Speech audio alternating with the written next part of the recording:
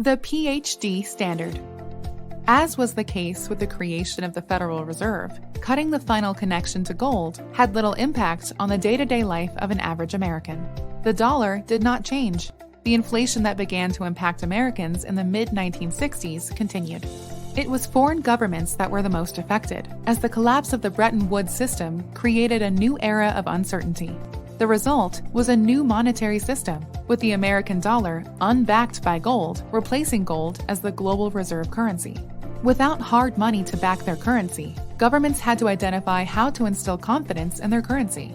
Some failed to do so, falling into the same mistake of relying on money printing to justify government spending. For example, the country of Zimbabwe ended up printing $100 trillion bills as the result of the hyperinflation that resulted from reckless government policies. Many smaller countries tied their currency to the dollar, which meant their monetary policy was dictated by the Federal Reserve. Europe, except for the United Kingdom, created a continental central bank and currency, the euro, with the idea that no one country's government would be in a position to abuse the printing press. Other global governing institutions, like the World Bank and the IMF, were also created to assist developing countries in this global economy. Ultimately, the international monetary system transformed from one backed by hard currency and the discipline of the gold standard to one based on the whims of university-trained experts. Of course, the actions of powerful bankers and government officials have always been the catalyst for the inflationary policies that have created the great economic crises of the past. Governments are always the primary benefactor of inflationary monetary policy, and inflation is always an easier means of financing government spending than direct taxation.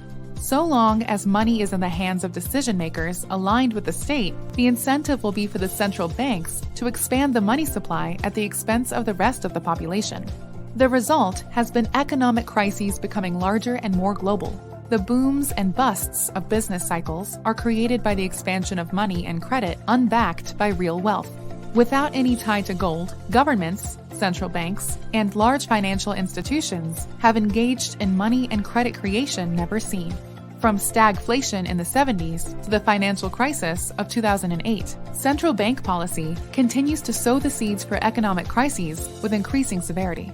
Another consequence of this has been normalizing consistent inflation. From 1792 to 1932, an ounce of gold consistently cost roughly $20. Between the period of FDR closing the gold window in the US and Nixon doing so internationally, the price rose from $32 to $45.